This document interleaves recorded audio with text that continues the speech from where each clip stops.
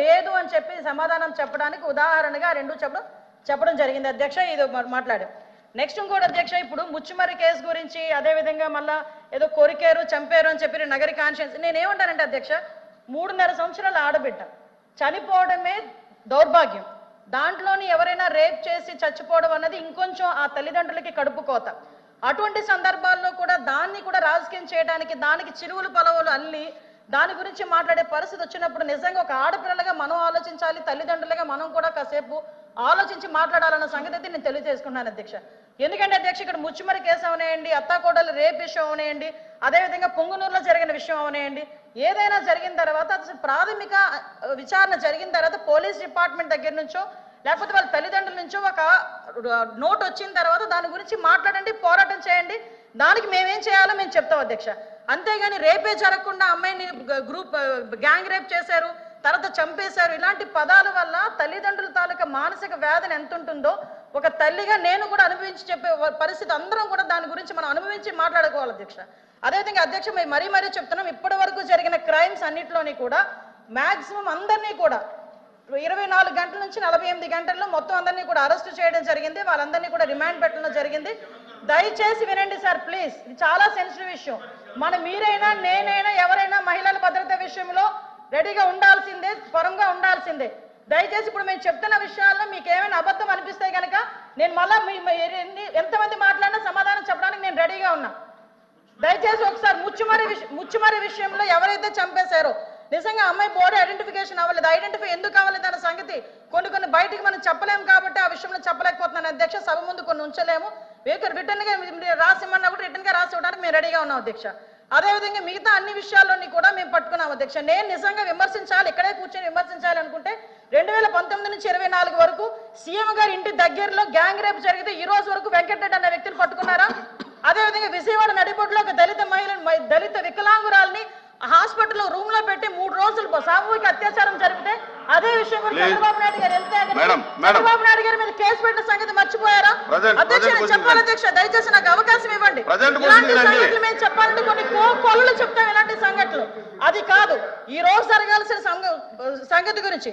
అదేవిధంగా మీరు ఇంతకు ముందు చెప్పారు అధ్యక్ష, పోలీసుల వైఫల్యం అని చెప్పి మాలో చాలా క్లియర్ గా చెప్తున్నారు అధ్యక్ష. వాళ్ళు ఈ రోజు పోలీసుల వైఫల్యం ఇప్పుడు కాదు అధ్యక్ష, పోలీసుల వైఫల్యం 5 నెలల కాలంలో వాళ్ళ దగ్గర వసతులు లేకపోయినా, వెహికల్స్ లేకపోయినా, వాళ్ళకి ఫోరెన్సిక్ ల్యాబొరేటరీ అన్నది వాళ్ళ దగ్గర లేకపోయినా, అదేవిధంగా వాళ్ళకి కనీసం ఫింగర్ ప్రింట్ ఐడెంటిఫికేషన్ డివైజెస్ లేకపోయినా ఈ 5 నెలల్లో వితిన్ 24 గంటల నుంచి 48 గంటల్లో నేరస్తులు పట్టుకుని రిమాండ్కి పంపించిన ఘనత మా పోలీసు వ్యవస్థ అధ్యక్ష. 5 సంవత్సరాలు పోలీసులు ఎట్టున్నారు అధ్యక్ష?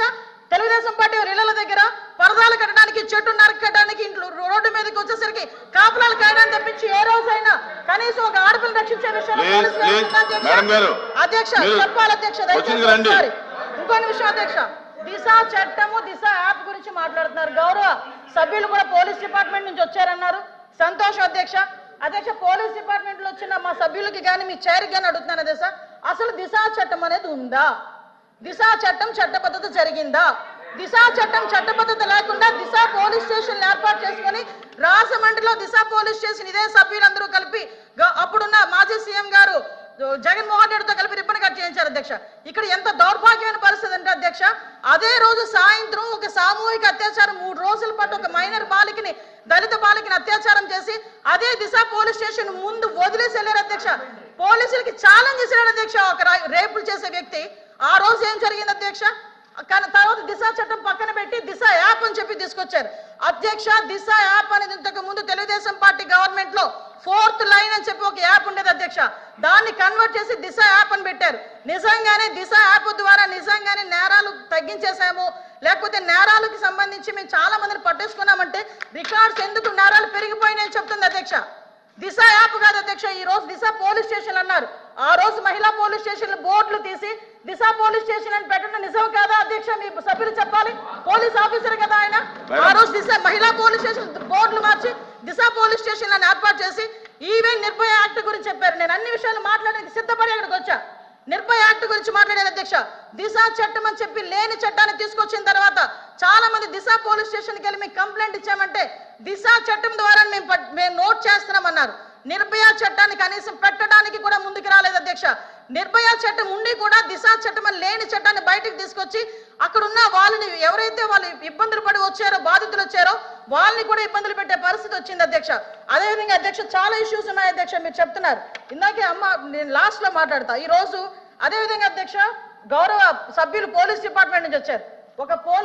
ఒక కేసు వచ్చిన తర్వాత దాని ఇన్వెస్టిగేషన్ చేయాలి, దాని గురించి సంబంధించి ఛార్జ్ షీట్ ఫైల్ చేయాలి, ఫోరెన్సిక్ డిపార్ట్మెంట్ నుంచి మనకి రావాలి అధ్యక్ష, రిపోర్ట్లు కూడా రావాలి.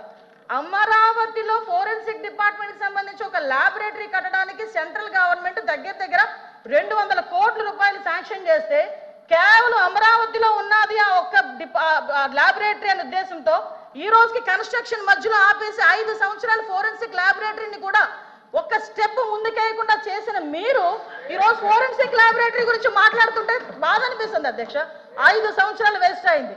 ఈ రోజు 5 సంవత్సరాల్లో ఫోరెన్సిక్ ల్యాబొరేటరీ కనుక జరిగుంటే, నిర్మాణం జరిగుండి ఈ రోజుకి కూడా లైవ్ లో ఉండుంటే ఇలాంటి సంఘటనలు జరిగిన వెంటనే శిక్ష పడేదానికి 4 సంవత్సరాలు 5 సంవత్సరాలు అవసరం లేదు అధ్యక్ష. 4-5 నెలల్లో శిక్ష పడి నేరస్తున్న వాళ్ళు ఈ రోజు జైలు శిక్ష అనుభవించే పరిస్థితులు ఉండేది అధ్యక్ష. ఆ రోజు జరిగిన ల్యాబ్సెస్ ఇన్ని మన దగ్గర పెట్టుకొని వాళ్ళ దిశ చట్టానికి 4 వీలర్స్ అన్నారు, 2 వీలర్స్ అన్నారు. ఎక్కడ ఉన్నాయి అధ్యక్ష? మంత్రి గారు అధ్యక్ష మంత్రి గారు ఒక విషయం వినాలి. ఇప్పుడు అడిగిన దానికి సమాధానం చెప్పండి. మీ ఒక్క ప్రశ్నకే అరగంట టైం తీసుకుంటే సభ నడపాలి కదా. మీరు క్లోజ్ చేయండి అధ్యక్ష. ఇక్కడ మీరు ఒక మాట నాకు మాట వినాలి. అడిగిన దానికి చెప్పండి అధ్యక్ష. నాకు ఒక మాట, వీళ్ళందరూ క్వశ్చన్స్ వేశారు అధ్యక్ష. అధ్యక్ష నేను వాళ్ళు వేసిన క్వశ్చన్స్ కి బియాండ్ ఒక లైన్ కూడా లేదు. మీరు క్వశ్చన్ కి సమాధానం చెప్పండి, తప్పే లేదు. క్వశ్చన్ కి సమాధానం మీరు పూర్వపరాలు వర్తమానం అన్ని చెప్తేలాగా సభలో 1 వర్డ్ ఆన్సర్స్ చెప్పలేము కదా. వాళ్ళు క్వశ్చన్స్ అడిగారు, మేము చెప్తున్నాము. కూర్చోండి సార్ అధ్యక్ష చెప్పండి మంత్రి. 5 సంవత్సరాలు లా అండ్ ఆర్డర్ ఫెయిల్ అయింది, నిజంగానే ఫెయిల్ అయిందండి. శ్రీనివాస్ గారు కూర్చోండి. శ్రీనివాస్ గారు కూర్చోండి. కూర్చున్నారంటే ఇంక నిజంగానే ఫెయిల్ అయింది. కూర్చోండి. మేడం చెప్పండి. మాట్లాడుతున్నారు అధ్యక్ష, ఇది కాదు, సభ్యత కాదు. నేను సమాధానం చెప్తున్నాను ఒక మంత్రిగా. వాళ్ళు క్వశ్చన్స్ అడిగారు, చెప్పండి. చెప్తున్నాను అధ్యక్ష. ఇంకా అధ్యక్ష ఈ రోజు మహిళల గురించి మాట్లాడటం అన్నది భాష గారు అయిన తర్వాత మాట్లాడదు. మేడం గారు చెప్పిన తర్వాత నేను మీకు రిక్వెస్ట్ మేడం మీరు చేతితో మాట్లాడండి. చాలా అనకూడదు కాబట్టి నేను ఆగుతున్నా. ఇప్పటి వరకు సభ్యులు అడిగిన క్వశ్చన్స్ ని దాటి నేను ఒక్క లైన్ ముందుకెళ్ళానేమో మీరే చెప్పండి. సభ్యులు అడిగిన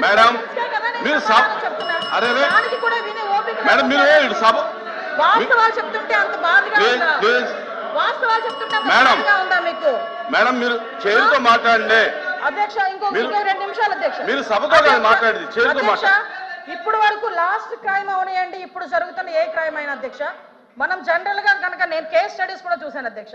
నేను హోమ్ మినిస్టర్ అయిన తర్వాత జరిగిన సంఘటనలకు సంబంధించి ప్రతి ఒక్క కేసుకి సంబంధించిన కేస్ స్టడీస్ కూడా మేము చూసుకున్నాం అధ్యక్ష. మేజర్ పార్ట్ గాంజాయి డ్రగ్స్ వాటిని బేస్ చేసుకొని అలాంటి వాళ్ళ పరిస్థితిలోని ఎక్కువగా జరిగిన పరిస్థితి అధ్యక్ష.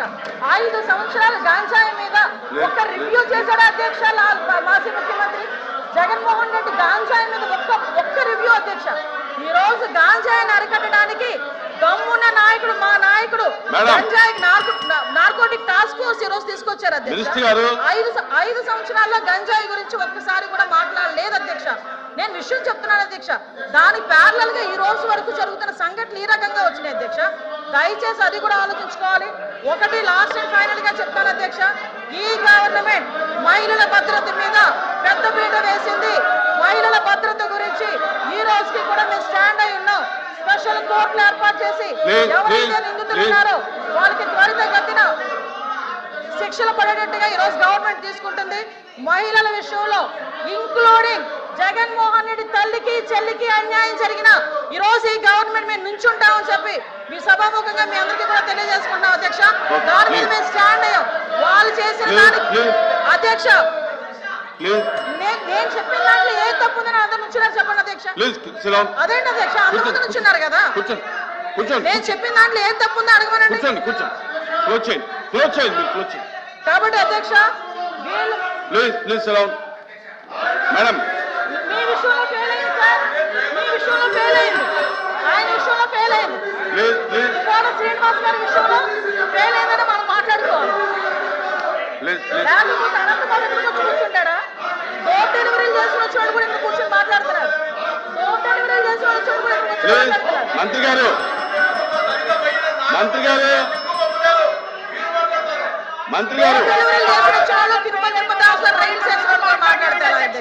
ప్లీజ్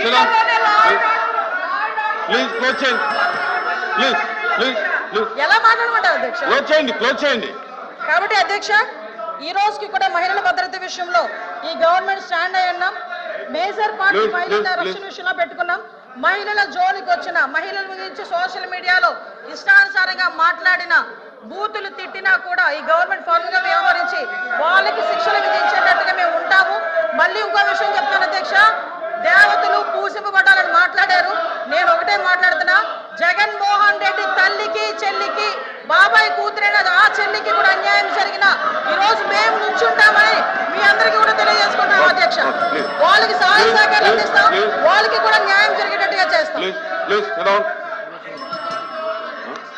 ఎల్ఓపి గారు కూర్చోండి అందరూ కూర్చోండి. ఎల్ఓపి గారు మాట్లాడుతున్నారు, కూర్చోండి. అధ్యక్ష, ఒక సున్నితమైన ప్రశ్న. ఈ ప్రశ్న మా ఇక్కడ ఈ హౌస్లో ఉన్న 50 మంది గురించే కాదు, ఈ రాష్ట్రంలో ఉన్న 5 లక్షల మంది ప్రజలు కూడా దీని గురించి చూస్తున్నారు. రాష్ట్రంలో శాంతి భద్రతలు ఎలా ఉన్నాయి, ఏ విధంగా ఉన్నాయని. సభ్యులు అడిగిన ప్రశ్నకి వచ్చి సూటిగా సమాధానం చెప్పకుండా దానికి వారు వచ్చి బాధ్యతను కాకుండా అబాధ్యతగా వారు వచ్చి రాజకీయ ఉపన్యాసం కోసం రాజకీయ అద్దె కోసం చేస్తున్న ఈ నేపథ్యంలో ముఖ్యంగా మేమే కాదు అధ్యక్ష, ప్రభుత్వంలో ఉన్న నేనైతే చదివా ఇక సందర్భం అయినా కాకపోయినప్పటికీ సొంతంగా ఉన్న ప్రభుత్వంలో డిప్యూటీ సీఎం గారు కూడా రాష్ట్రంలో శాంతి భద్రతలు క్షీణించాయనే విషయాన్ని కూడా చెప్పిన విషయాన్ని ఈ నేపథ్యంలో ఈ ప్రశ్నకు సరైన సమాధానాన్ని ప్రభుత్వం రాకుండా దాన్ని రాజకీయం చేయాలనే ఉద్దేశంతో రాజకీయం చేయాలనే ఉద్దేశంతో వారు ఇచ్చిన సమాధానానికి నిరసనగా మేము వచ్చి ఈ ప్రశ్నకి వాకౌట్ చేస్తాం అధ్యక్ష, సభలో వాస్తవాలు వినే ఓపిక లేక వాకౌట్ చేస్తున్నారు. సభలో వాళ్ళు చేసిన దౌర్భాగ్యాలు వినే ఓపిక లేక సహించలేక వాకౌట్ చేస్తున్నారు. నిజంగా దమ్ముంటే నుంచోమనండి, ఆయన అడిగిన దానికి సమాధానం చెప్తా. నేను మేడం కూర్చోమనండి సార్, మేము సమాధానం చెప్తాము. వెళ్ళిపోతామని మాట్లాడడం ఏంటి సార్? ఇప్పుడు అనాలి షేమ్ అని. మేడం మీరు 1 మినిట్ మీరు బాధ్యత గల మంత్రి అయి ఉండి దమ్ము ధైర్యం అనేది మాట్లాడటం కరెక్ట్ కాదు. దమ్ము ఏంటి ఇదేనా? ప్లీజ్